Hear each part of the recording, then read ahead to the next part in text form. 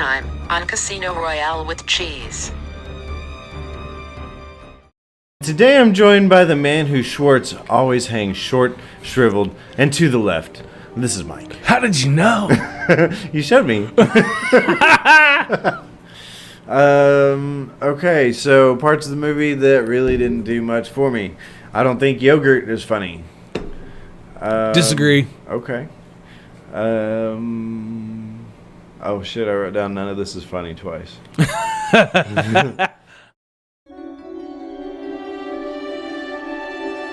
And now, the conclusion.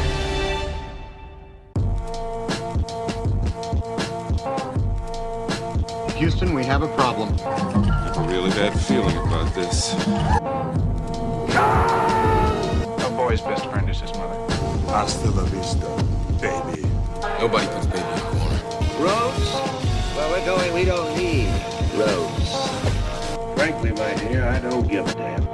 Silent Green is people! Yo, Adrian! Adrian! Let's put a smile on that face. I gotta warn you, Clark. They don't play the same games here as they do at them regular casinos. Royale, too.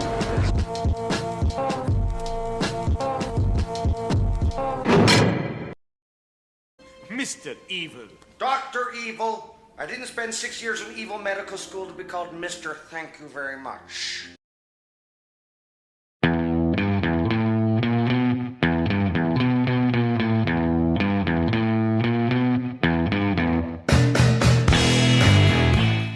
Live from our studios in London, England, it's Casino Royale with Cheese, starring your host, a man who hates to be asked the same question 3 times, Shane Burns.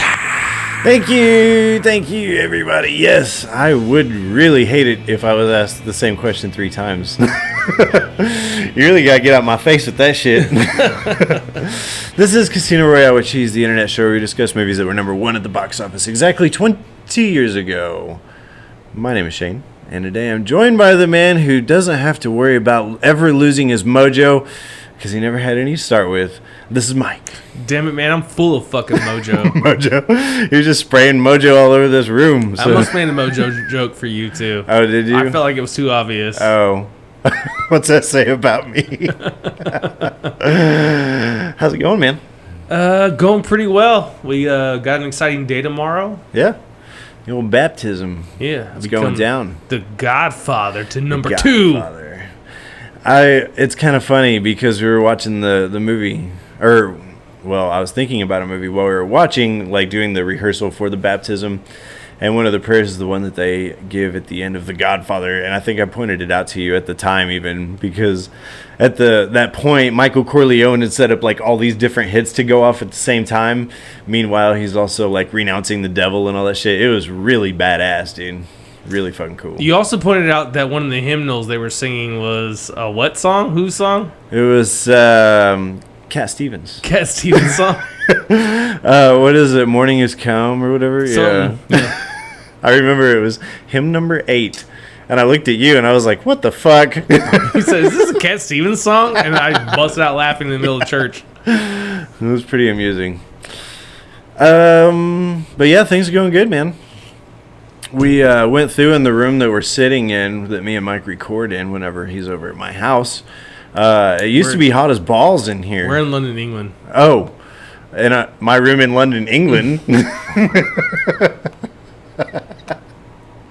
Anyway, we got an AC unit in here that's keeping us nice and cool. So I'm super excited because it is hot as shit. But it's nice in here. Yeah, it's not too bad. Mike, we finished Star Wars month. We did. What you would consider on a high note. Yeah, space balls. And we're moving right along to another parody, 2 in a row. Look at that. Yeah. What are we talking about? Austin Powers, The Spy Who Shagged Me. Yes, The Spy Who Shagged Me. That's number 2 of the Austin Power movies. We don't normally pick up a series of films in the middle of its franchise, but yeah, there's out that way this time. There's a lot of jokes that carry over from the first one into this one, so you really don't get a sense of context. Like, it's kind of amusing, but if you had seen the first one first, then it would be really amusing, you know. Right. So it is kind of weird. I did brush on it briefly in our summary of some of the background information, but I assume at this point pretty much everybody's seen Austin Powers anyway. Have you? Obviously, you've seen this before. You talked about it when we watched On Her Majesty's Secret Service constantly. So Did I? yeah, you brought it up a lot. So Well, of the Austin Powers franchise, I've seen this one by far the most. absolutely, it's my favorite of the series. Yeah. It's hilarious. Apparently, this is George W. Bush's favorite movie, according to His IMDb. all-time favorite movie? All-time favorite, according to Wow. IMDb, which might be bullshit. But if that's true, that's pretty awesome. Makes total sense too. Have you? So you've seen this a lot? Yeah. You said, yeah. Do you remember the first time you did? It's probably 1999. Yeah. If I had to take a guess. Yeah. So, interesting fact. I went to a private school back whenever the first Austin Powers hit on VHS. So keep in mind with the first Austin Powers movie, apparently it just tanked at the box office. I don't have the official numbers on it, but I guess it did not do well. And Well, no one knew what the fuck it was. Right. And the advertising was a bit shit. I remember seeing maybe a couple commercials, but none of it looked particularly compelling, So, we went through, whenever I was going to this private school for my 7th and 8th grade years, the buddies that I had made at this school, they went through and they had rented it, and we had to try to convince his mom that it was kosher for us to be watching this thing. And sure enough, it was hilarious. And then, so Mike has mentioned before that because keep in mind, my parents are super... Shane grew up with no Christmas. Right. Well, Christmas, we but did no have Christmas. Santa. Right. It No was all Halloween. Jesus. Yeah. Like, he had none of the fun stuff. Right. There was a lot of crap going on, yeah. So, anyway, Mike has mentioned that I do play the piano, and I have done so for a number of years, up until recently, because I don't have a piano anymore.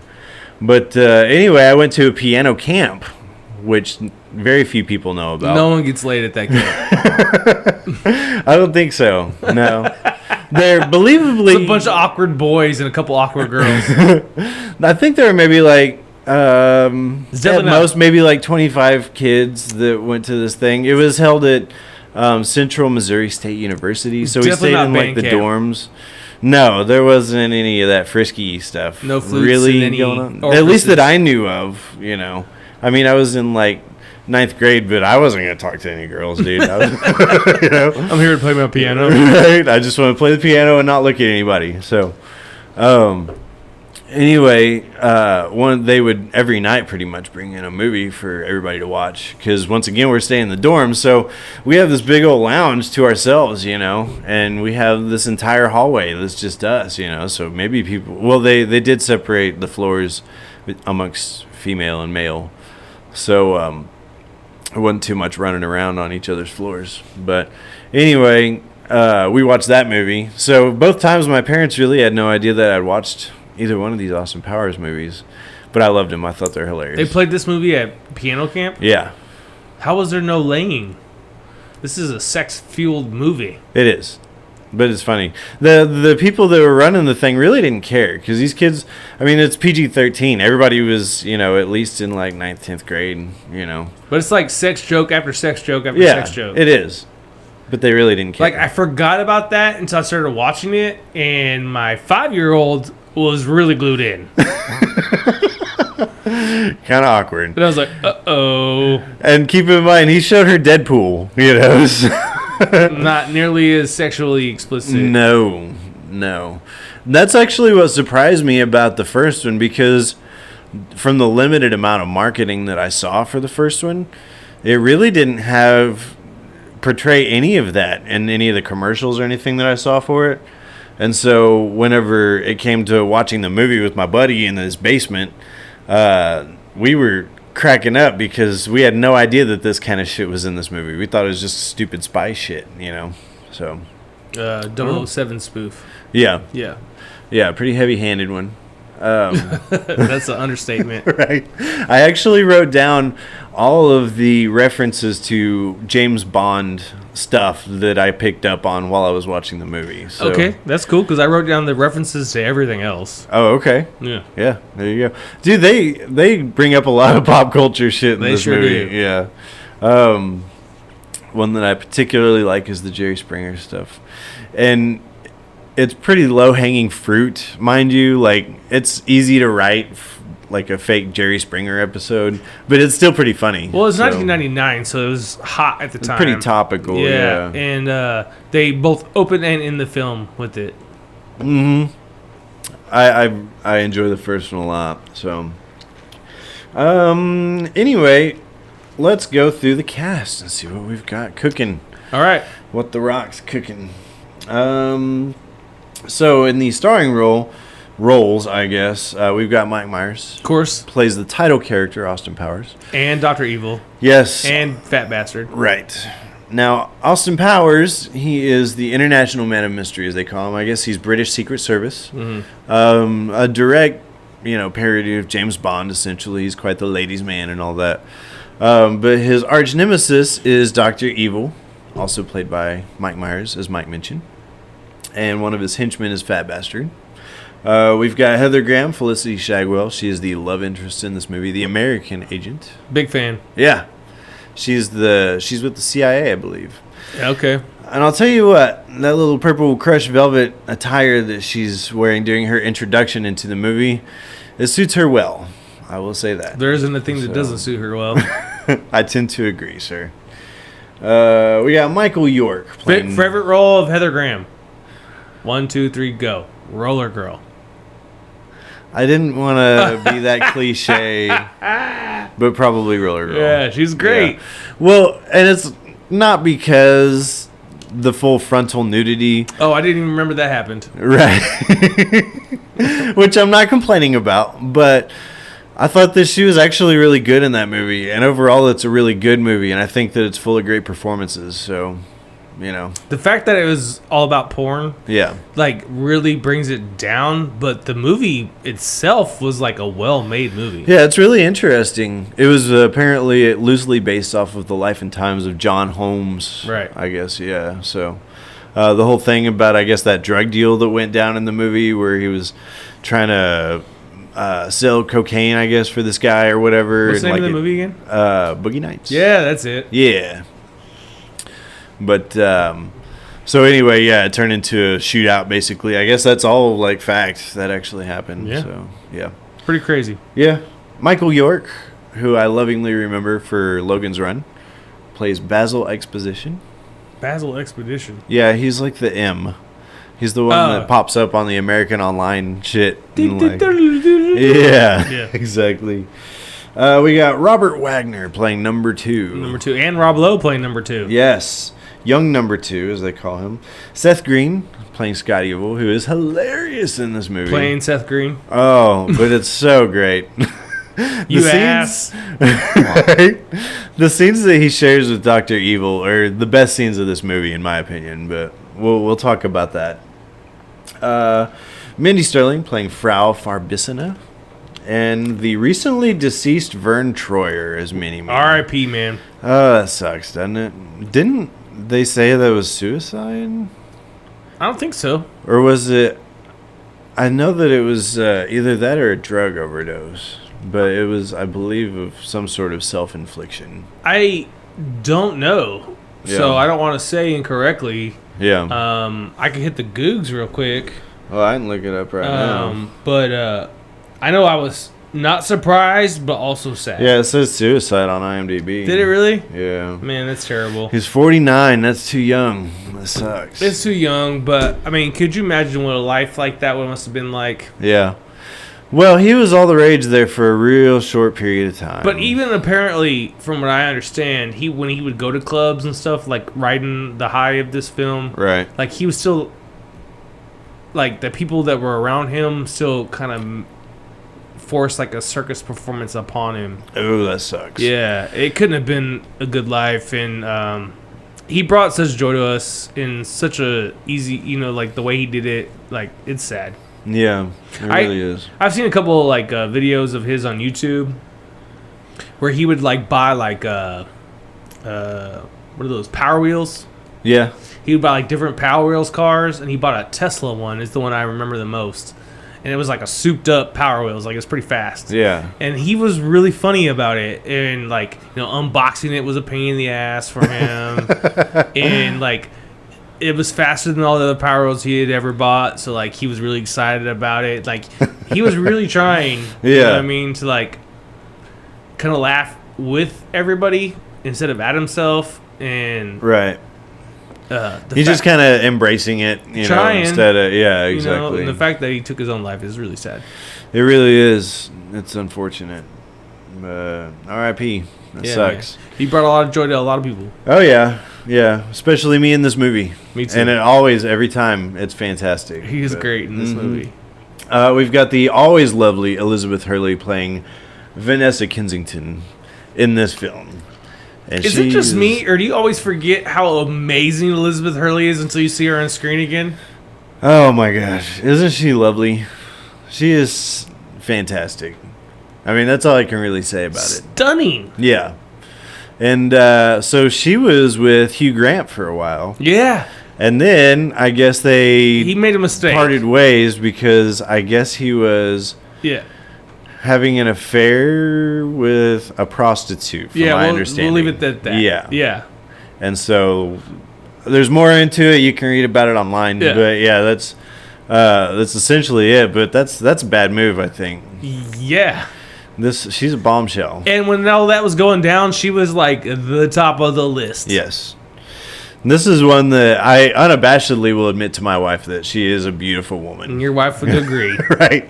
There's no argument. I mean, it's no longer opinion. It's fact, really, at this point. So, movie made, budget $33 million. Not too shabby. Yeah. Quite an expanded budget from the first movie, from my understanding. So, that's good. Well, they got more names. Yeah. There's a lot of cameos. Well, they thought that it was going to make quite a splash at the box office, because as I mentioned before, the first movie didn't do so well as far as box office take, and what happened was rentals. Yeah, the rentals were crazy once word of mouth kind of got around about it. And so that's something that I don't think you would really see that much nowadays. Instead, you would see maybe Netflix might try to pick something up having to do with it, like they did with Cloverfield, perhaps, or what was the movie that they did that was like, they did it on their own? Like Bright? Is that the one? Yeah, no, that's not what I was thinking. Oh, it doesn't matter. I haven't seen that. I heard it wasn't good. But anyway, do you dare to guess how many weeks? 1 week. Much money? 1 week. Boom, boom, boom. You are correct, sir. Nailed it. I'm good at that. You aced it, yeah. I'm good at weeks. Yeah, you can kind of tell from the quality of the film and kind of thinking about some of the other shit we've been watching, kind of get a feel for it. How much money it makes, I'm terrible at. I'm going to say $40 million. Oh, no, you're way off. See, yeah, you kind of suck at that. Yeah. It brought in, all told, just over $206 million. For 1 week? No, that was all together in the U.S. But still, that's banging money. That's really good, yeah. It's pretty impressive. And that's just in the U.S., so... No wonder they made a third one. Yeah. Worldwide, it brought in a total of $312 million. So. 10 times your money, folks. Yeah.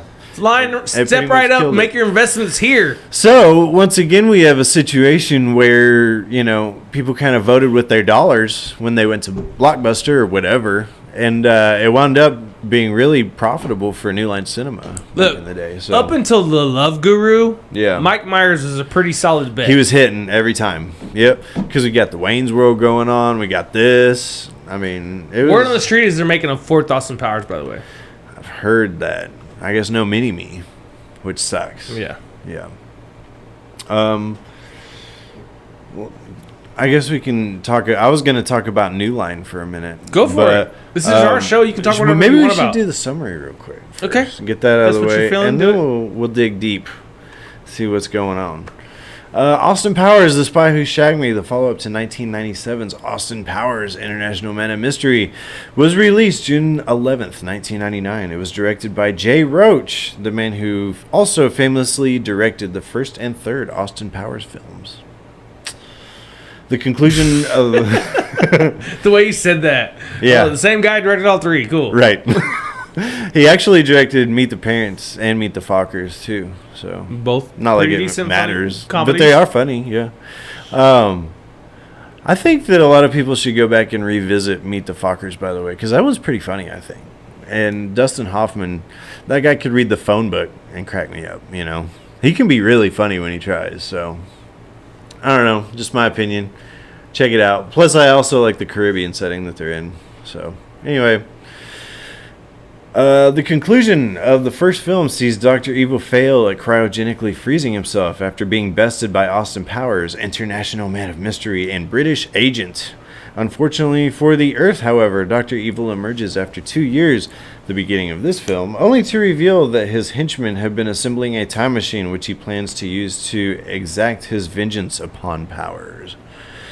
While this is occurring, Powers finds out that Vanessa, his wife from the original film, is one of Dr. Evil's robots. After a failed attempt on Powers' life, Austin quickly embraces his bachelorhood, which he quickly uses to bed down a Russian model.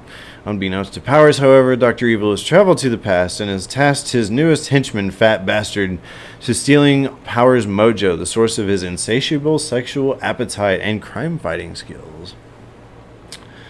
The British government soon issues Powers a time machine of their own, and upon his arrival in 1969, Powers makes contact with U.S. government agent Felicity Shagwell, and the two share an instant attraction. After spending time together, Austin refuses her sexual advances on account of his sexual abilities lying dormant. If Powers won't fuck her, Fat Bastard will, however. She uses sex to track the location of Dr. Evil, who is threatening to destroy Washington, D.C. with his moon laser to extort money from the United States. Powers and Shagwell track Dr. Evil to a secluded volcano lair where Shagwell tells Powers she shared intimacies with Fat Bastard. She assures Powers that he's the only man for her, however. After working out their sexual problems, the two go let me scroll down to the moon to attack Dr. Evil's secret moon lair head on. While there, Dr. Evil captures Shagwell and forces Powers to pick rescuing her or Washington, D.C. Powers picks Washington, D.C., Shagwell dies, and Powers uses Dr. Evil's time machine to go back and save Shagwell, all while Dr. Evil makes yet another escape. Shagwell and Powers decide at the last possible moment to go back to 1999. Back in 1999, Fat Bastard makes one final attempt to kill Powers and Shagwell, at which time she delivers him a foot to his balls. The two celebrate with a dance party. This film stars Wayne Campbell and Shrek. Same guy. Yeah. Since he played two roles in this, I thought I'd credit him twice. 3. Yeah. Well, exactly, yeah. I remember Mad Magazine back in the day actually did a bit where they felt that the quality of the Austin Powers movies was directly disproportionate to the number of characters that he played.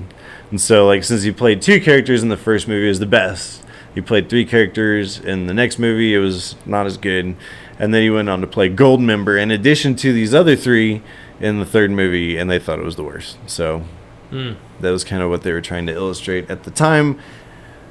But I disagree because I think this is the best one. I agree with you. Yeah. I like the Tim Robbins cameo as the president. There's a lot of cameos. A lot of cameos. Willie Nelson. Woody Harrelson. We got a level. I'm sure there are a couple that I didn't pick up on. But I wrote some of them down. Okay. But I didn't capture all of them. I may not have even done that much. But anyway, I remember back when this movie was coming out, because as much as the marketing campaign for the first Austin Powers movie sucked ass, this one was actually quite good. And their tagline for the film was, if you see one movie this summer, see Star Wars. If you see 2 movies this summer, see Austin Powers, The Spy Who Shagged Me. And I thought it was pretty fucking great. They really rode that too, because the opening of the movie is the scrolling. Yeah. What's that called? The opening crawl. Yeah, opening crawl, just like Star Wars. So they really rode that Star Wars thing out. Yeah, the Dr. Evil even references Darth Vader later on, you know, shit like that. So, yeah, there's a bunch of Star Wars going on here. This movie was made by New Line Cinema. And New Line Cinema got started back in the 80s, and their biggest property at the time, nothing was profitable for them until they came out with A Nightmare on Elm Street. And that thing was a cash cow for these guys. And so they made a second one real quick, and even though I consider it a far inferior movie to the first one, it still made a lot of money.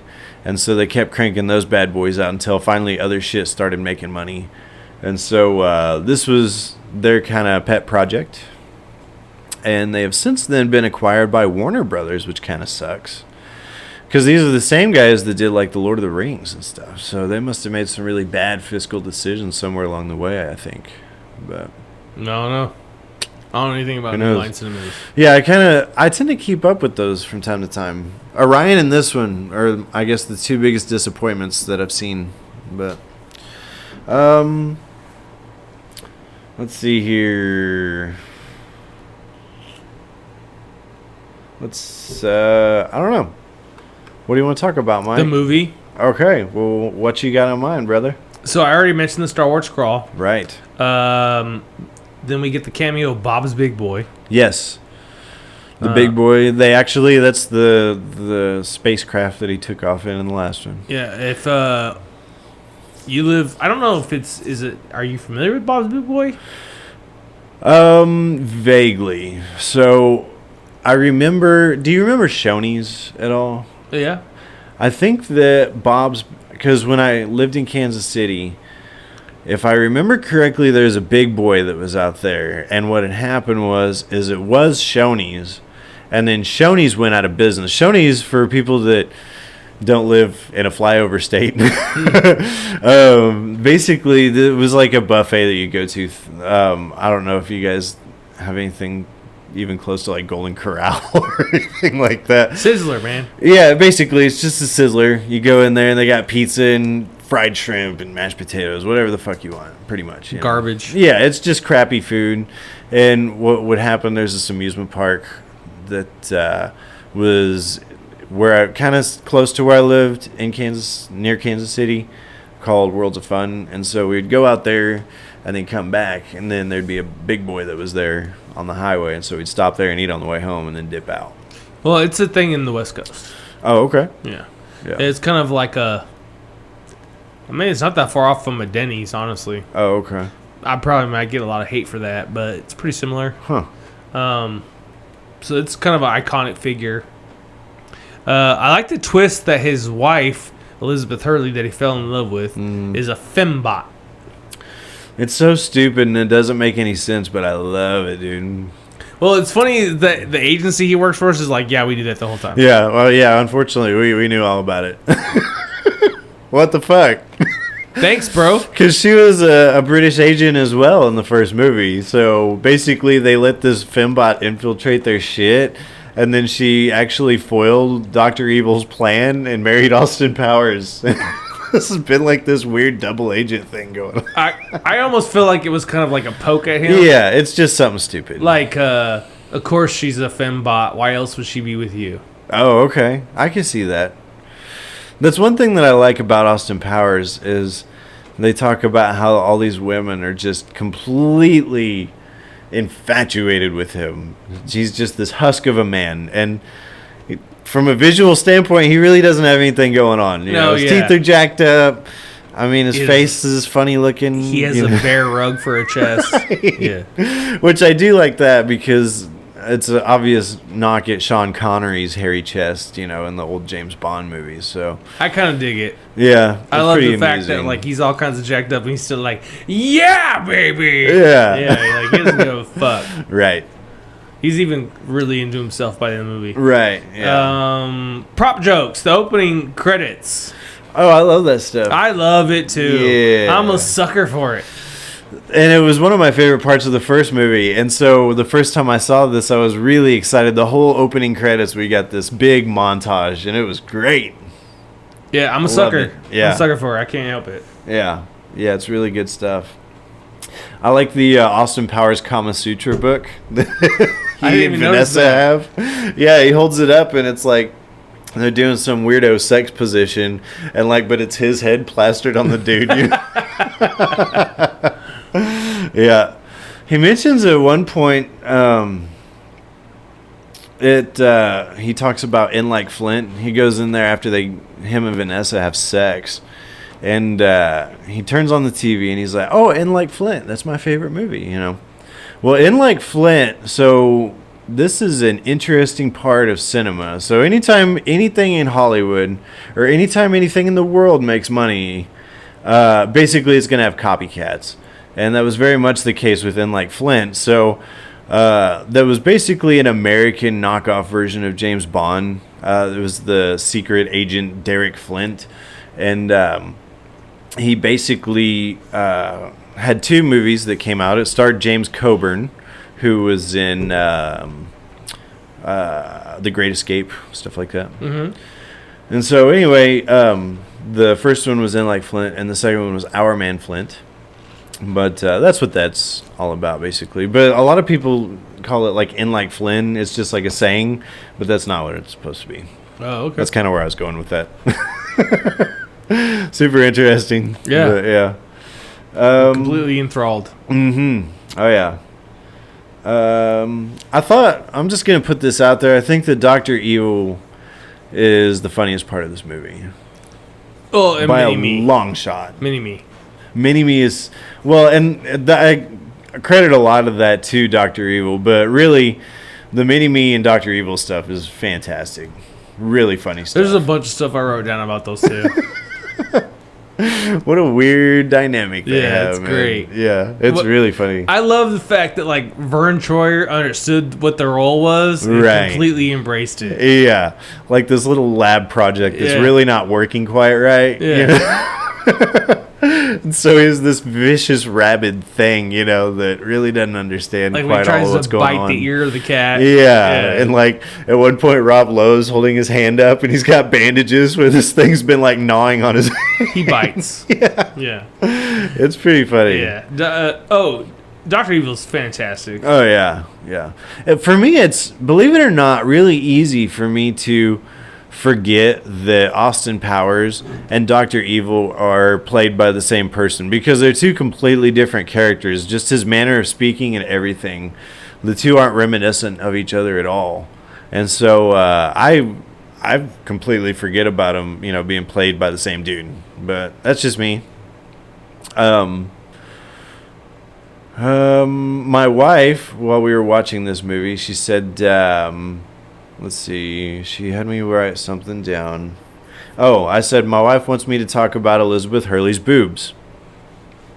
Really? Yeah, but I'm really not sure what she wanted me to say about them. You should probably got that note. Yeah. Like maybe she wants us to speculate on their fantasticness. Yeah, I mean they are pretty great, you know, from what I can tell. That's really the only redeeming quality of watching Bedazzled, you know.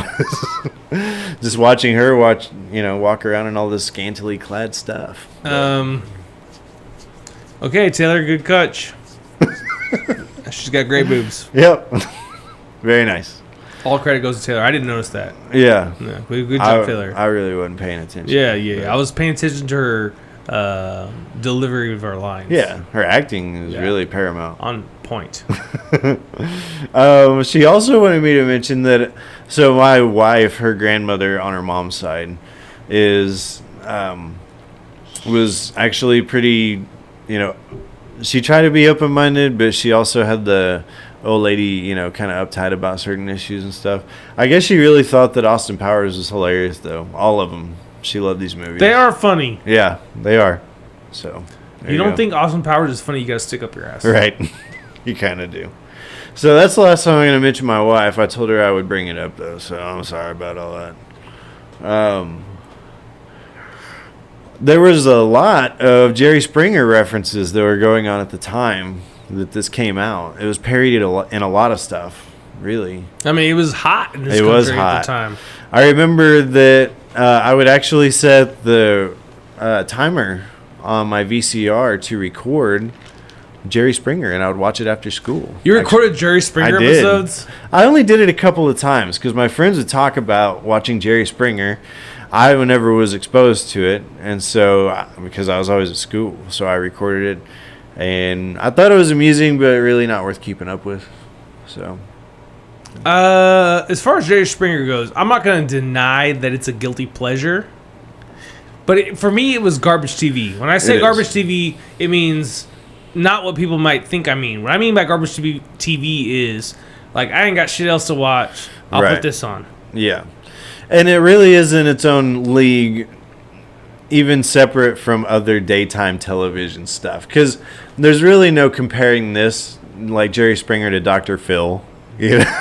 No, Dr. Phil gets deep as fuck. The Dr. Phil, regardless of your opinion on him, because I know that a lot of people feel very strongly about his stance on various issues, but he is at least trying to help people and trying to resolve some shit. Yeah, he's legitimately, like, trying. Yeah. Jerry Springer is just up there. It's just a fucking circus, pretty much, you know? What I love about Jerry Springer is he was once the mayor of Chicago. Yeah. It's really interesting, That's isn't it? crazy. That's pretty funny. I do think, because one of the more prominent Jerry Springer references I remember is after on Roseanne in its original run after they won the lottery. Roseanne was like having these, she was like daydreaming about being on Jerry Springer, and it really wasn't that realistic of a depiction.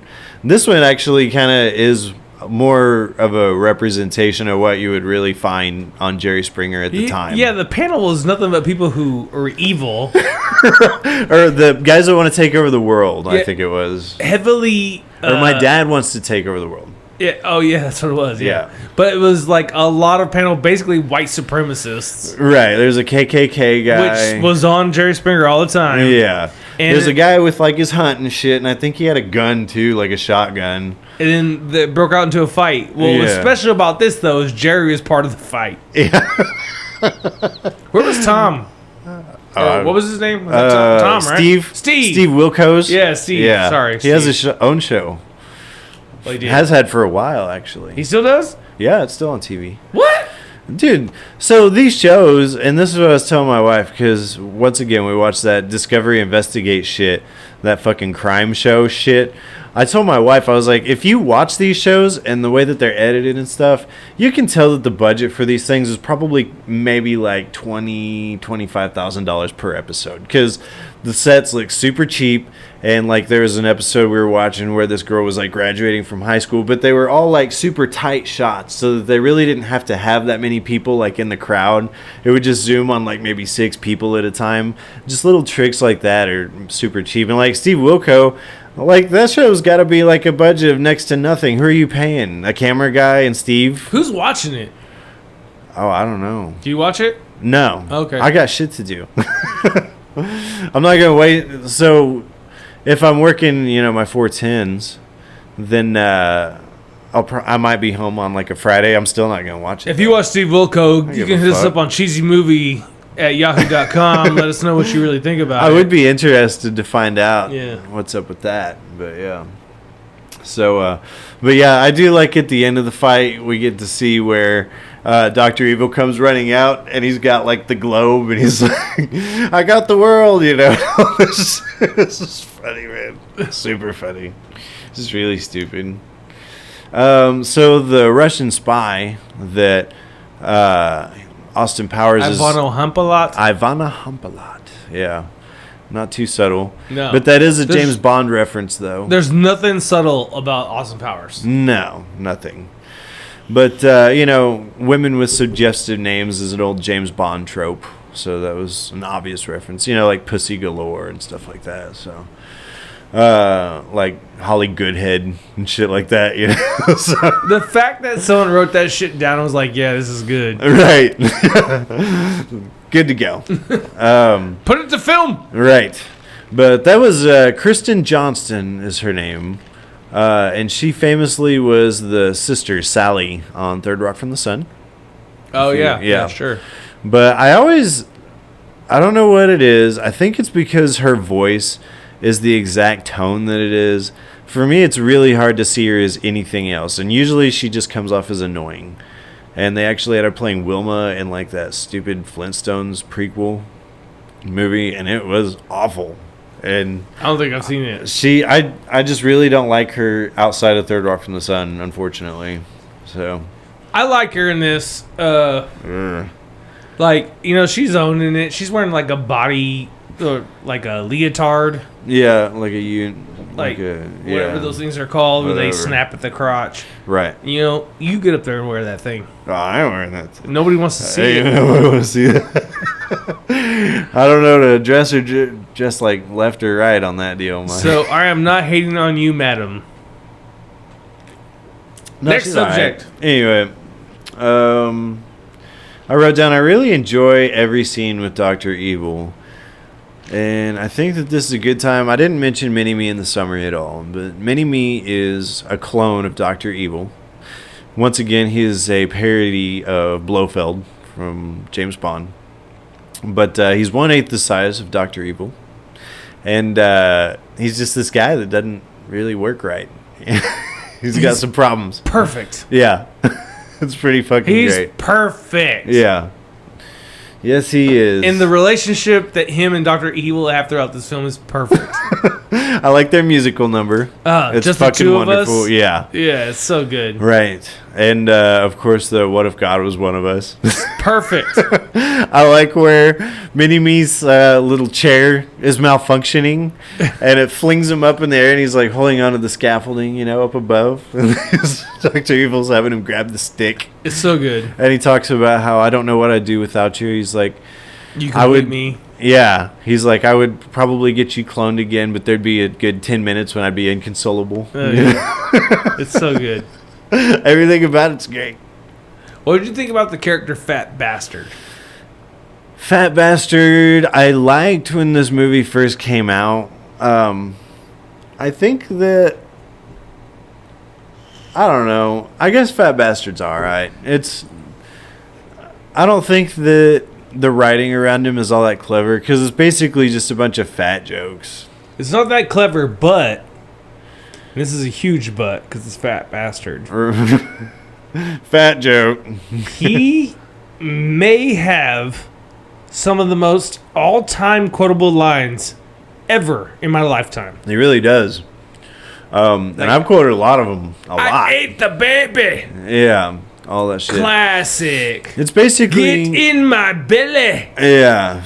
My baby Classic. back, baby back, baby Yeah, back. dude. Yeah, like, all there's that so many shit. things that Fat Bastard says to this film. Are we frisky? Are we? Yeah. All that shit. To be honest, I forgot that they were so popular. It was really a cultural thing. I remember it was a big deal, man.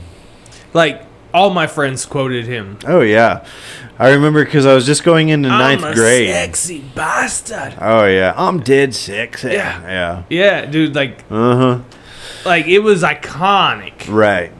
And so, like, as in the angles of movies, Fat Bastard's a throwaway character. Like, in the, of all movies all time. Like, right. he'll never come up. Right. But, if you just zero in on some of his lines in this film, epic.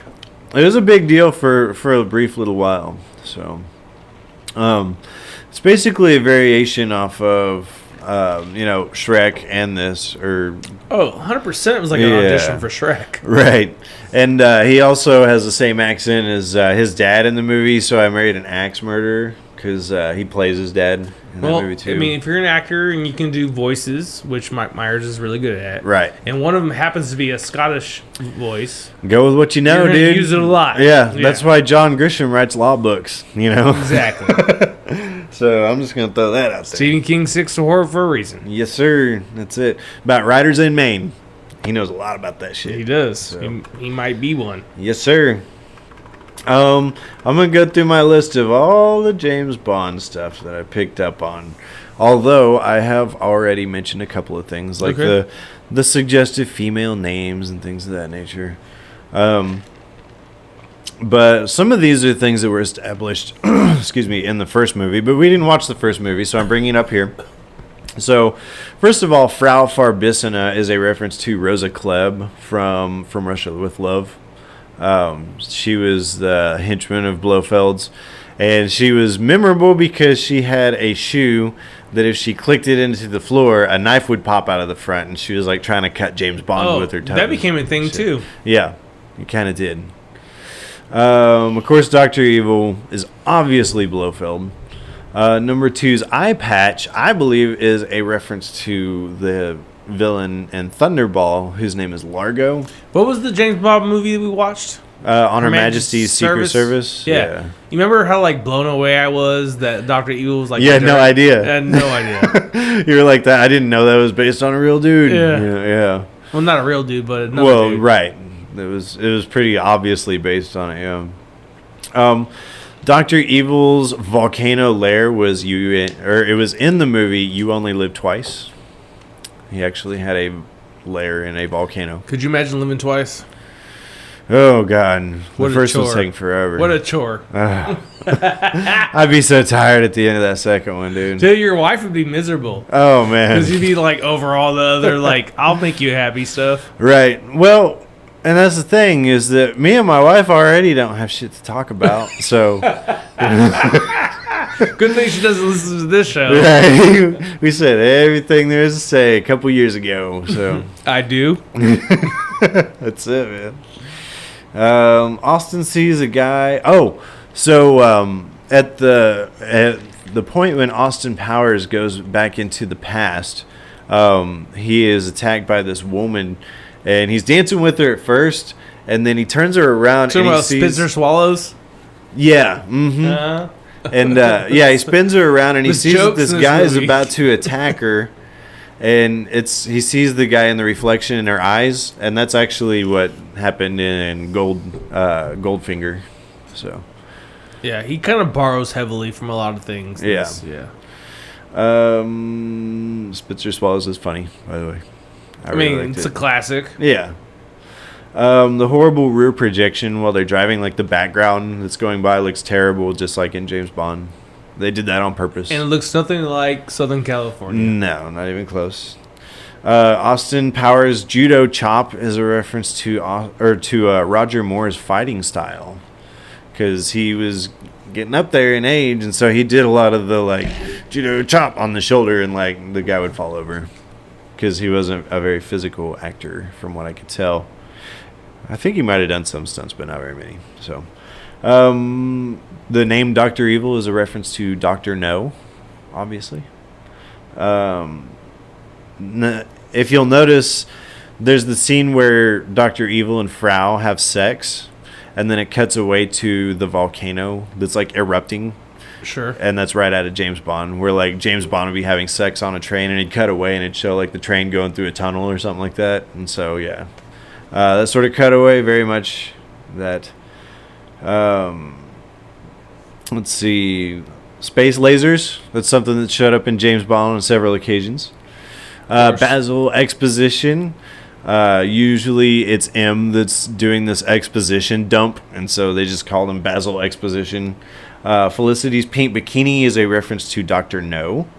The one-liners after a henchman dies, because he's sitting back talking about, how he'd get fired, and all that other stuff after the guy falls into the lava. James Bond, huh? Yeah, that was an example of all the puns Right. this movie does. Yes. This movie does a lot of puns. A lot of puns, yes. James Bond actually goes to space in Moonraker, and Austin goes to space in this movie. I don't know if that's a reference, but I wrote it down. I haven't anyway. watched enough James Bond movies, apparently. I guess not. Yeah. And I also wrote down Blofeld killed Tracy and Dr. Evil killed Felicity, even though she came back to life by way of time travel. Tracy died. Yeah, she's dead. Dead for good. That was in Her Majesty's Secret Service. Yes. Because I saw that. Yes. Yeah. It was pretty good. No. But yeah, I saw it. Whatever, Mike. Whatever. Let's see here.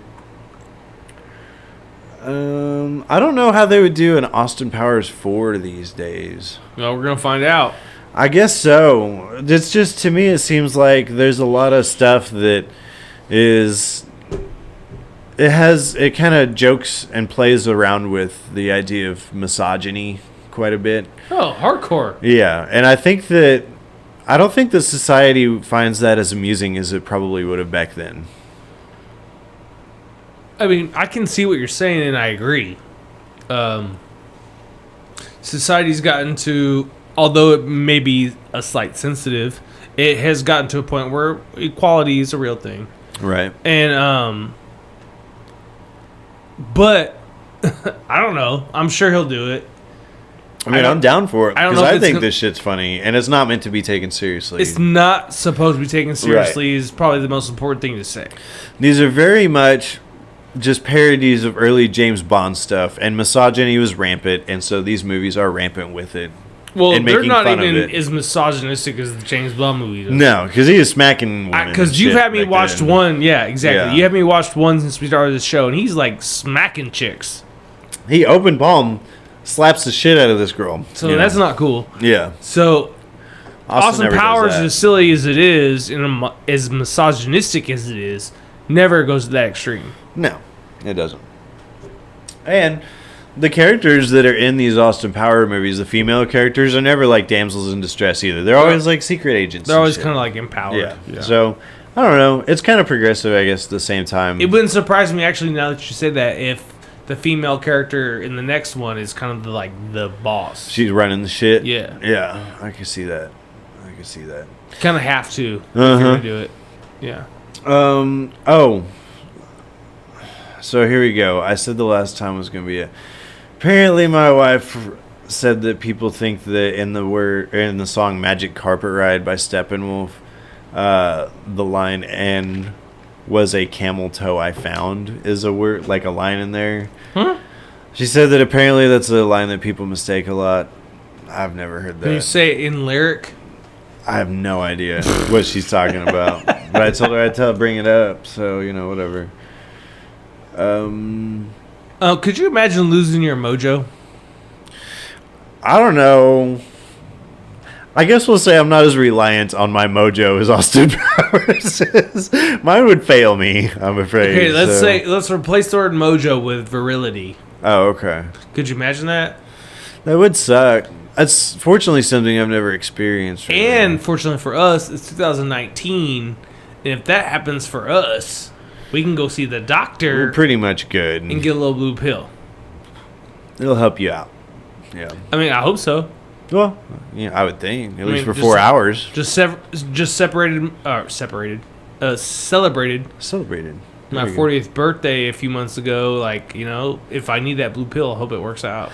Have you ever tried one of those little blue pills, Mike? No. No, me neither. Mom, if you're listening, earmuffs. I don't need it. I'm sorry, Mrs. Chandler. What'd you think about old Will Ferrell showing up in this? I loved it. Yeah, I as Mustafa. loved it, Yeah. man. I think that's the pretty extra great. dialogue when he falls off the cliff and he's like, "I think I've broken one of my legs, but I'm still alive. Could you please send like a Band-Aid or ibuprofen? Yeah, I'm gonna try my leg. Oh, it's definitely broken. it's starting to smell like almonds. And Yeah, shit. it's great. Great. But And this I'm a was- sucker for Will Ferrell though. Right. I can't speak to this movie, but I'm pretty sure that the first movie predated even like A Night at the Roxbury and stuff like that. So this is pretty early for this That's dude. SNL. Yeah. Yeah, I think he got away from SNL for a little bit so he could do some shit for this, but it's a small part that he has. Really funny, though. Were they in the same class of SNL, Mike Myers and Will Ferrell? I feel like they were. But So- I feel like they weren't because Dana Carvey was there with Mike Myers. Right, and that's so the Mike Myers crew. That was at the same time as like your Chris Farley's, your David Spades. You probably had like Norm Macdonald doing the daily or the weekend update, shit. And Will Ferrell was more in there. With Adam Sandler. Well, he did like the Celebrity Jeopardy, shit. Well, the Will Ferrell, man, that dude has been on SNL. Like, I know he was on there a long time. He's not an official cast member anymore, but he still does shit. Right, he does. He pops up a lot. Yeah, he does. So, I don't think they're in the same crew. we're not Googling anything, but I feel like, obviously the fraternity of SNL Yeah. carried him into this film. But I'm a sucker for Will Ferrell, man. Like I've said multiple times, and I'll say it here now, Step Brothers is one of my all-time favorite comedies. Because we've tried to make our top 10 list several times, and I've gotten information out of Mike pretty much confirming that Step Brothers is in his top 10. It may be there. Yeah. I cannot watch that movie without like crying while I laugh. Yeah, it is super funny. And it's just me. It doesn't have to. You don't have to agree. I Yeah. just think it's fucking funny. It is. I tend to agree. Growing up with a brother who was 2 years younger than me, we may have experienced some of the same things. Maybe not as extreme, but similar. Yeah. Yep. I wrote down Heather Graham's a knockout. I think I mentioned that. Is this are we more off track in this episode than we've ever been? We're out there, man. Is this what happens when you've been drinking before you start your show? I guess so. Both parties are intoxicated. Yeah. I mean, I had something to drink earlier. Something to drink. The girls love it, by the way. So when I say the girls, I mean our daughters. So you should always get drunk when you're hanging out with the kiddos because they were having a fucking blast.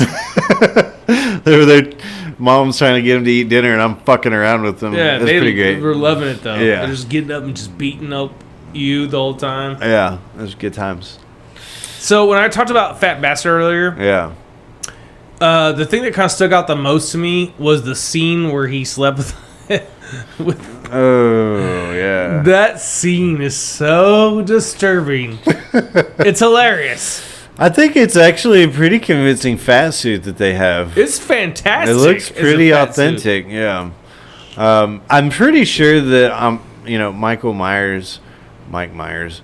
I've been doing that fucking all week, because I'm going through and trying to get my movies organized on the shelf because I'm all about displaying the cases because I'm an idiot. You're a nerd. Right. And so I'm like alphabetizing them. So I've been thinking of like all the Halloween shit. But no, Mike Myers, I'm sure that he's like really doing these extreme motions to try to get this bodysuit to emote for him. And he's just killing it because he's getting a lot out of it. So It was pretty crazy and pretty gross. Yeah. And pretty repulsive. he's eating chicken. He's all greasy. Greasy as He's got like moles and shit and weird body hair, and like his blanket's almost like hanging off just so you can see it. And you know that it's a bodysuit, but you still don't want to see it. I was surprised at how thorough the bodysuit was because at the Yeah. end of the scene, he like flips over on the hologram and you can see like the back of his body and it matched the front. Mm-hmm. It's pretty impressive. Yeah. It's really good. Let's see. Oh, I wrote down that I guess Chili's went back to their Baby Back Ribs song recently. Everything comes full circle, Mike. I did that. They talk about, instead of I want my baby back ribs, though, at the end of the song, they say Chili's is back instead. Chili's is back. Yeah. And I'm like, so are you guys admitting that you're just fucking around for the last few where'd you guys years? go? Yeah, exactly. Oh, sorry, we just kind of fucking dropped the ball there for a little bit. What's sad is I do I want my baby back, baby back, baby back, baby. I would do that for Farrah. Yeah. She has no idea what the fuck. Oh, she doesn't know. Yeah. No. I like Dr. Evil's nipples whenever he's getting ready to bang out with Frau. You like him? Yeah, you can see his nipples through his little tuxedo shirt. You know how I know you're sick? Because I like Dr. Evil's nipples. Yep.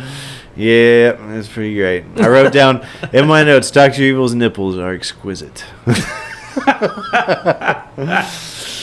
I really like his bed that pops out of the floor, too. I like that. That thing's a I'm bomb, not, dude. I'm not a hater at that. Oh, at all. that's cool.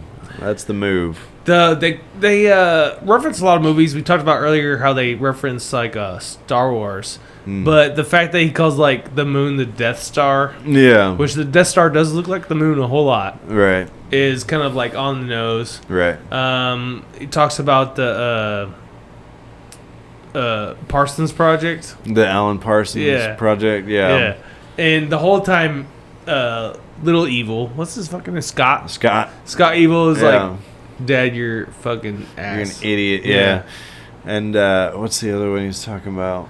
Independent. He shows him. Oh no, he does all the like references, like nah, girlfriend, and all that. Oh, stuff. yeah. Talk to the hand, not the face. Right. And like the president, which is where we get Tim Robbins, who I guess is playing JFK. I don't know who he's playing. Definitely not playing Don't Nixon. ask me. Like they don't get any of the references from the 90s. It's pretty funny. It is. Oh, they mentioned, that's what it was. They talk about they have the Moon Unit Alpha and the Moon Unit Zappa, and that's actually the name of Frank Zappa's daughter. So that's kind of a subtle little Alpha joke. and Zappa? No, Moon Unit Zappa is her name. He's a weird motherfucker. Frank Zappa? Yeah. I don't know a whole lot about him. I Pretty just know who strange he cat. is. Yeah. I appreciate him. Yeah. My dad likes him. I like folks that are a little different. He is that. It makes the world interesting. Mini-Me putting the skunk in Scott's bed is hilarious. Mini-Me, It's so funny. he terrorizes Scott. He does, and I like where Scott goes, or I think it's number 2 goes to reach for the cookie, and fucking Mini-Me like crawls his ass across the table. He's gonna fucking bite the shit out of him. It's hilarious, man. He does a lot of running and crawling across tables. A lot of physical stuff, yeah, comedy-wise. I did like the little baby bottle that they show when she banged it out with Fat Bastard. And he's like in bed or whatever, and he's like going through his chicken or whatever, and you see him like pick up a baby bottle and look at it and set it down. Because he ate a baby. He ate a baby, yeah. It's pretty hilarious. Mini-Me humping the laser is hilarious. Stop pumping the laser. He's on the video phone with the president, and he's like, oh my god. Just embarrassed about it. It's fucking great. I also like the fact that there's the no smoking sign in this volcano. A fucking volcano.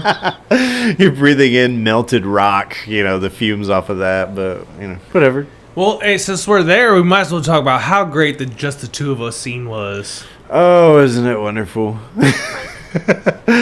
Oh my gosh. Like a specifically written rap. Right. To go along with Just the Two of Us. Just to show his sincerity for Mini-Me. Wasn't that a Will Smith to Jaden song? I believe so.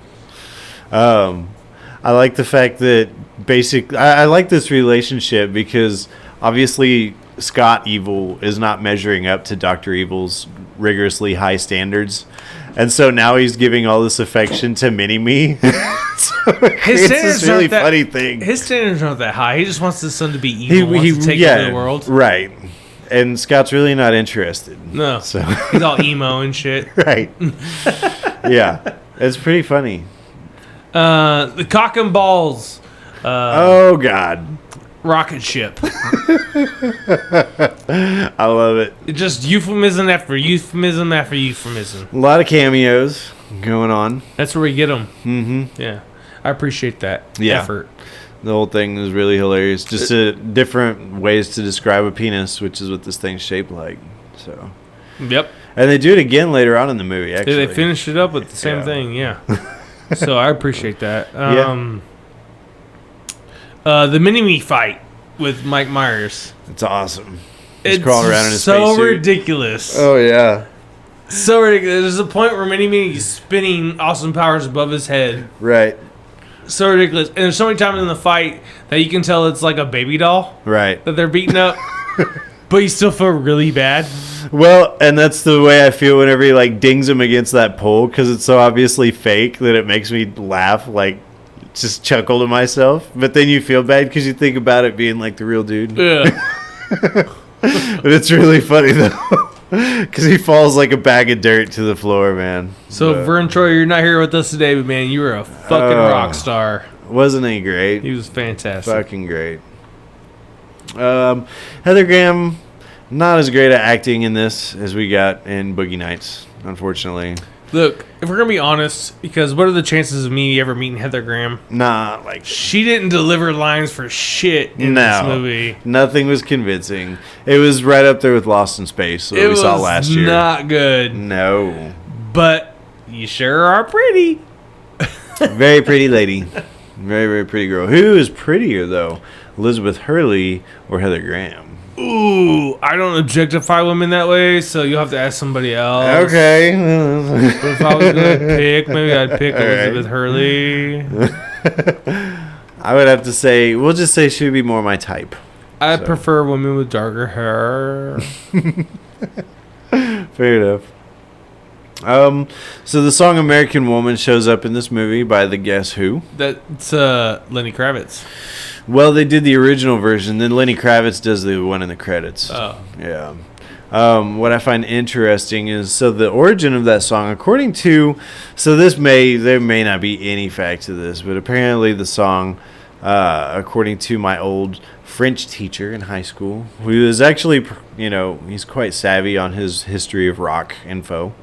But he was talking about how apparently they were just jamming and they came up with the tune to American Woman and at a concert. And sounds like a jam kind of song. Yeah, exactly. It's not super complicated. You're just getting at it. I can't play the guitar Right. at all. But I feel like if someone who did know how to play guitar was like, this is how you play American Woman, I can nail it like in an afternoon. Probably so, yeah. If you have a general knowledge of chords, you'll probably be all right. No solos. I can't do the solos, but like just the basic solos chords. in it really aren't that challenging either. They're not, but just like the basic chords, like dun Yeah. dun dun. I can do that. According to the legend, they after they were done at the concert, they looked back on the song and they remembered how much they really enjoyed playing it, but none of them remembered how the jam went. And so they actually had to find a guy that was bootlegging their concert illegally. And they found his tape, and they got to listen to it so they could remember the song. That's quite interesting, actually. I don't know if that's true or not, but it is interesting. I like it. Yeah. And that's pretty much all I got to say about this movie. What did you think of Austin Powers, Mike? It's hilarious. Yeah, it's really funny. I like it a lot. We didn't do it any justice. No. For us to do it justice, we would have had to go through all the puns and all the stuff Right. that, the pop icon stuff that they mention, and we barely scratched the surface. Right. But it's funny as hell. It is. A lot of sexual stuff. If that's not the type of humor that you find amusing, then you're probably not going to find a lot of this funny. But it is a funny movie, if you ask me. I guess this new, X-Men, the Dark Phoenix movie came out this weekend, Mike. Yeah. And it is not doing well at the box office. Is it not? It is not. Friday, I think it brought in like $14 million. That's not good at all. Not for For a today's day. standards. Usually you would expect maybe like at least $30 million, something like that. For one day, that's not unreasonable. And unfortunately, I guess my thing is that this is the least excited I've ever been to watch an X-Men movie. I really didn't find the movie X-Men Apocalypse all that appealing. And I heard that this one wasn't very good. And unfortunately, since now Disney has acquired Fox, you really know that this is going to be the last one. And so it kind of puts a big weight on it, like this is the grand finale. And it doesn't really feel like it's been building up to anything either. So, to me, I'm not pumped about this X-Men movie at all, unfortunately. Yeah, I mean, and like it sucks because like all this is coming off the hype of Game of Thrones. Yeah. With Sansa Stark is back. Right. I will say, I was reading an article earlier that was talking about how much money the Friday box office was on it. And they talked about the slump that X-Men has been in.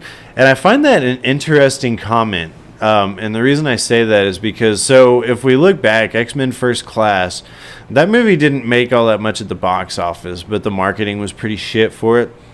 But then they got around to X-Men Days of Future Past. And the executives at Fox were really excited because that movie did pretty well at the box office. In the meantime, we have both the Deadpool movies coming out that did really well.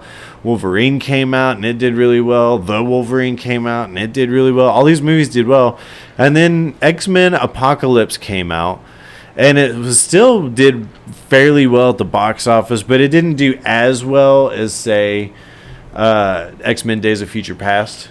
And so basically now they say that X-Men's in a slump. After one movie didn't perform as well, but yet was still profitable at the same time. So I really don't know where they're coming off with this. Every franchise slows down, at one point or another. Yeah, I mean, you can't make X-Men movies forever. Yeah. Star Wars just lost money for the first time at the box office. So with Solo. So, it's whatever. I find that interesting. I just can't really get excited about the X-Men because I know that it's never going to amount to anything anyway, since Disney's just going to reboot the X-Men anyway. So, that's kind of where I'm coming from. Did you watch anything this week, buddy? I watched a mini series on Netflix called When They See Us. With my wife, and damn it made me fucking depressed, man. I'll give you the synopsis real quick. I think I may have seen the trailer for that. But it's about a rape that occurred in Central Park in 1989. And obviously, what happened to that woman is a travesty and terrible. And I don't wish that on anybody. But 5 young black men were wrongfully accused and convicted of said rape. Only to be released 14 years later because the actual rapist confessed. Wow. Yeah, because he was imprisoned with one of the guys who was in jail for it, and he found God, so he felt guilty about it. Holy shit. Yeah, and so he finally confessed, and he gave details to the detectives they couldn't deny. Yeah. But man, it made me sick to my fucking stomach. That sucks. I remember seeing the trailer for that, and I didn't feel as though I was in a good frame of mind to be watching that. You know, I'm down for something a little bit lighter typically. Did you watch anything else interesting worth mentioning? No. No?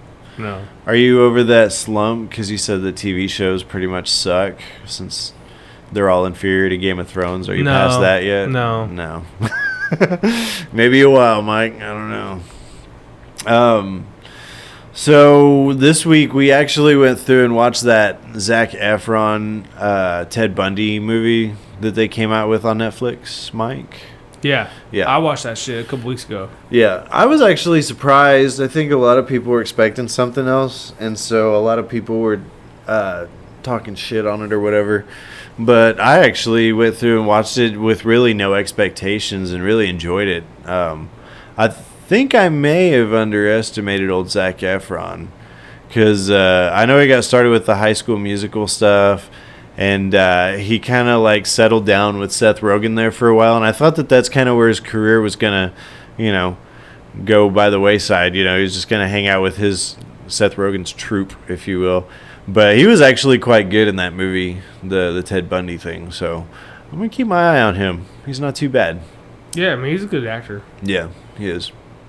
I just been watching like copious amounts of The Office for some reason, since I don't have to cram for the trivia night thing anymore. I guess the pressure's off, so I've really been trying to power through the end of the TV show since I've only actually watched like the last few seasons one time. So that's what I've been watching. Nothing much of interest. And I know you're not going to believe this, Mike, but I actually forgot to look up what we're watching next week, so I need you to talk for a moment. What do we want to talk about? Well, it really doesn't matter because I just looked it up anyway. Oh, okay. So, next week, do you dare to take a guess? It's completely random, and you probably won't. Why don't you give me a hint? It's animated. It's Disney. Toy Story. No. Oh. Toy Story 2. Dude, we just watched A Bug's Life last... No, it's not. No, actually, Toy Story 2 was a good guess, but no, it's not that one. Okay, so give me a better hint. It's traditional animation. It's not Pixar. Lion it's like, King. No. I'm terrible about what... Pocahontas. Yeah. No. Ooh, that would piss me off. That movie sucked. Is it a Disney film? Yeah. Give me something else. We'll say Phil Collins. It's a good fucking clue. Yeah, it is. Phil Collins. Disney. Yeah. Give me something else. Nothing? No. Minnie Driver is in it. Minnie. She's like one of the voices. Okay, thanks, Shane. Yeah, you're welcome. It's based on a book series. It as much of Disney is, so that doesn't really help all that much, I guess. Just tell me. That's Tarzan.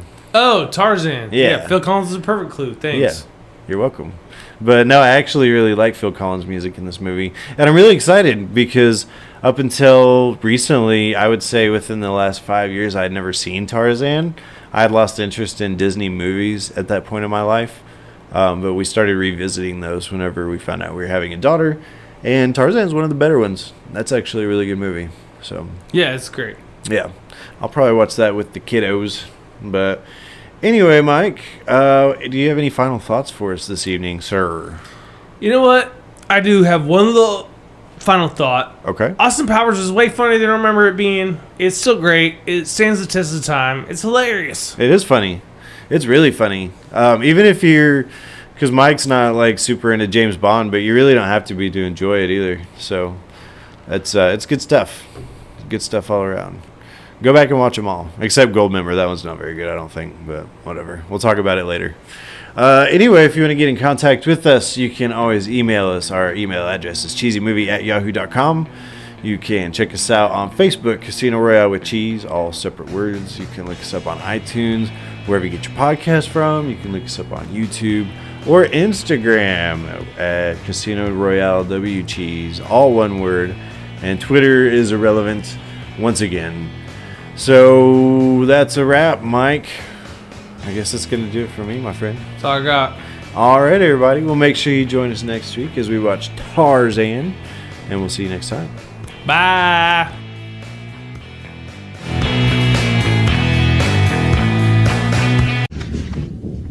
I'll be back.